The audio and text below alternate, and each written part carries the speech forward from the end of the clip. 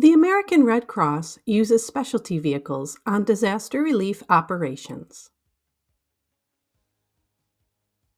There are two vehicle types: the Emergency Response Vehicle, known as an ERV, and a Mission Response Vehicle, known as a MRV. This brief familiarization provides some general safety and operational information. It is not intended to replace the specialty vehicle certification training. Completing a pre-drive check ensures your vehicle is in safe condition before you start driving. It can help prevent accidents, breakdown, and damage to vehicles. The yellow fields of Inspection Form 6395 cover the necessary pre-drive checks. It's a great way to ensure that both the driver and the vehicle are prepared for a safe journey. Before beginning the ERV check, make sure the emergency brake is set and wheels are chalked. Start by checking the tires. Look for cuts, bulges, or punctures that would indicate any sign of damage. Check the tire pressure to ensure tires are inflated to the recommended PSI as found in the vehicle manual or on the door frame. Underinflated tires can reduce fuel efficiency and handling, while overinflated tires are at a greater risk for a blowout. A tire blowout can cause you to lose control of your vehicle and negatively affect braking distance, which can endanger yourself and others on the road. Finish the tire check by checking for sufficient tread depth to ensure good traction. Make sure lights are working properly. Check both the high and low beams on the headlights. To check the brake lights and indicators, have someone help you check them or use a reflection to verify that they are working. Ensure tail lights are intact and functional. Inspect windows and mirrors. Ensure that there are no cracks or chips in the windshield that could impair visibility. Check the cleanliness of the windshield and windows to ensure clear visibility and clean any dirt or grime. Adjust the mirrors for optimal view. Ensure the wiper blades are not cracked or damaged, and test the vehicle horn. Look beneath the vehicle for any signs of fluid leaks, such as oil transmission fluid or coolant. Before beginning the checks of the engine, ensure the vehicle is off. Release the hood by pulling the handle on the left side of the driver's footwell. Feel under the hood to unlatch the hood. Raise the hood and secure the hood support.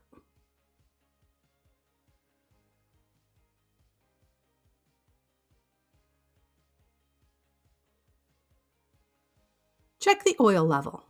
Some ERV models do not have a dipstick and the oil levels are checked on the dashboard. For all other models, check the oil level using the dipstick. If the oil is low, you may need to top it off because a low oil level can cause engine wear.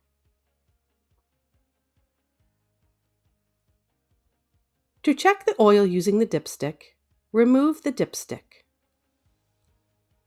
Wipe any oil off the dipstick. Then reinsert the dipstick.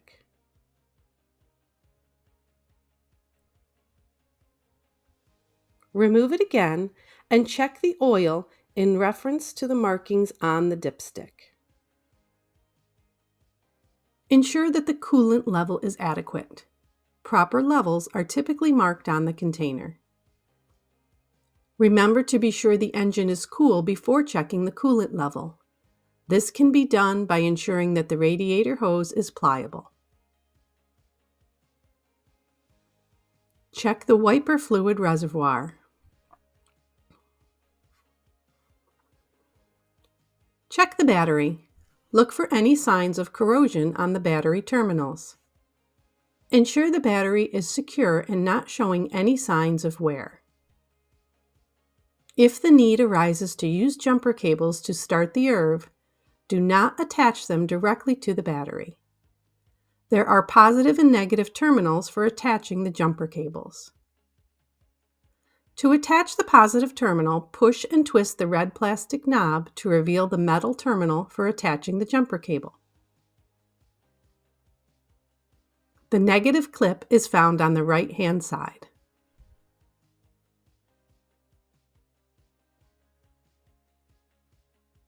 DEF is diesel exhaust fluid. It is required for the operation of the ERVs. If you run out of DEF, your engine will lose power and then it will shut down. DEF should only be added to the correct port. Adding DEF to any other part of the vehicle can cause costly repairs in the tens of thousands of dollars. If you accidentally add DEF to the wrong port, do not start the vehicle. Call Element immediately for directions. DEF can be purchased at truck stops using the Element card or at most auto supply stores using a Mission card. It is sold in 2.5-gallon containers. But keep in mind, because DEF is a caustic product, it cannot be transported in the ERV. The DEF port is blue and clearly marked DEF. Unscrew and remove the DEF cap. Slowly fill the reservoir until it reaches the top of the port. Screw the DEF cap on securely and pour water over the area to rinse any spilled DEF. Release the hood support. Attempting to close the hood without releasing the support can cause damage to the vehicle. Securely close the hood.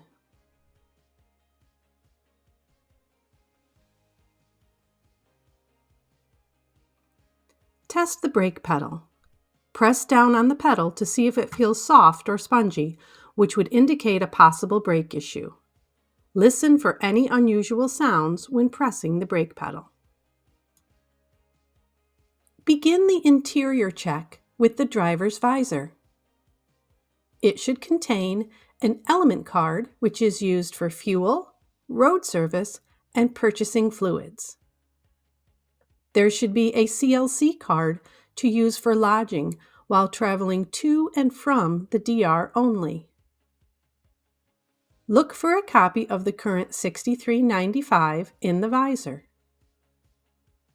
The visor should also have a motor vehicle accident report with instructions as well as insurance and registration cards.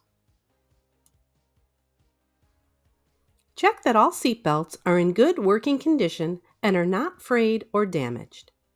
Ensure that each seatbelt is securely fastened in its latch. Ensure the driver's seat is positioned for comfortable access to the pedals, steering wheel, and controls. Adjust the backrest to ensure it provides proper posture and support. There are a few different models of the emergency response vehicle. The dashboard and controls vary between models, so make sure to identify the location of each control before operating the vehicle. Check to be sure you know where to find windshield wipers, the high beams, the turn signals, the hazard lights, temperature controls, and cruise control. Make sure the air conditioner or heating is functioning correctly for comfort while driving. Ensure there are no warning lights on the dashboard. Check for alerts related to the oil, brake system, engine, or tire pressure. Check the fuel gauge. Fill the tank if it is less than 3/4 full. ERVs run on diesel fuel. Be cautious when adding fuel. Make sure you are adding diesel fuel only, and remember that a green handle does not always mean diesel. If you accidentally add the wrong fuel, do not start the engine. Call Element immediately for assistance. Some of the ERVs are equipped with fuel angels to prevent incorrect fueling of the vehicles. If the vehicle you are operating has a fuel angel, do not remove it. The safety equipment in a specialty vehicle includes a first aid kit, which is located in the passenger door pocket. There is also a fire extinguisher in the vehicle. Check the gauge and expiration date on the fire extinguisher. The jumper cables and road reflectors are stored in the cabinets in the back of the vehicle. The height of the ERV is 10 feet 6 inches. There should be a label indicating the height on the windshield. Be aware of any clearance signs for bridges, tunnels, underpasses, and overhangs while operating the vehicle. Never park in any parking garage, regardless of the clearance height. The Mission Response Vehicle, or MRV, is the other type of specialty vehicle. There are a few things that are different on the MRV. The emergency brake is found on the left-hand side of the driver's seat. The fire extinguisher and safety cones are found between the two front seats. The hood release is located to the left of the steering wheel. Open the door to access the hood release. As with the ERV, feel under the hood to release the latch and raise the hood. Secure the hood before checking fluid levels.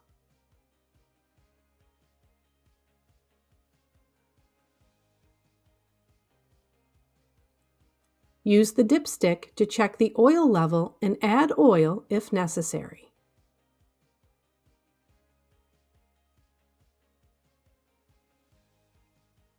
The windshield wiper fluid reservoir is found in the left-hand side of the engine.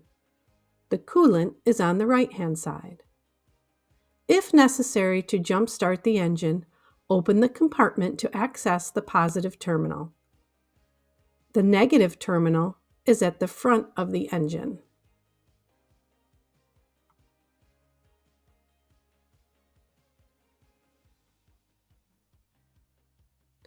Release the hood support. Attempting to close the hood without releasing the support can cause damage to the vehicle. Securely close the hood.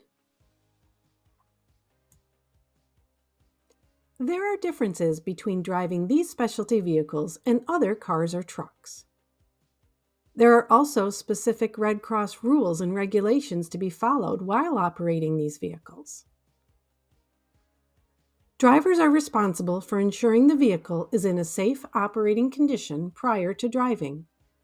No driver may operate a specialty vehicle when their ability to do so is impaired by fatigue, alcohol, cannabis, drugs, illness, injury, or any other cause. Seat belts are required of all occupants when the vehicle is moving. Drivers are required to obey all traffic rules and speed limits. Text messaging, emailing, or adjusting GPS by the driver is prohibited while in motion or temporarily stopped due to traffic, a traffic control device, or other momentary delay. No driver may use handheld communication devices or other mobile electronic devices while in motion. And drivers shall refrain from eating while operating the vehicle. Liquid containers must have tops.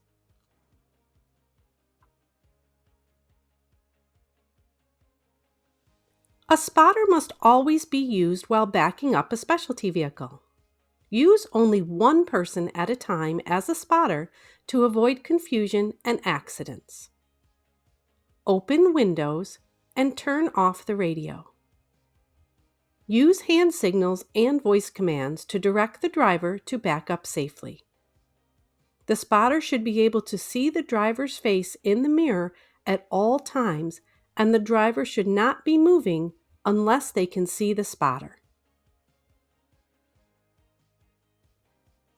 Driving limits are in place to ensure the safety of all vehicle operators. Drivers are limited to a maximum of 11 hours of driving per day. They must also take a minimum 30-minute break for every 8 hours of consecutive driving. It is required to take 10 hours off before and after a day of driving.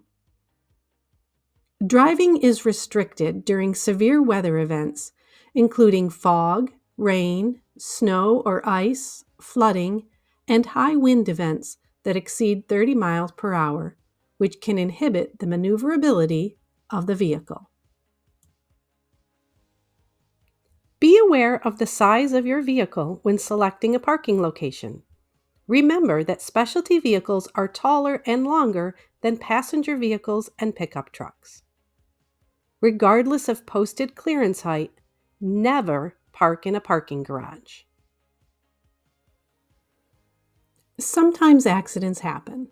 If you are involved in a motor vehicle accident while driving a specialty vehicle, remember that your safety comes first. If you are in danger, call 911. When safe to do so, move the vehicle out of traffic if possible.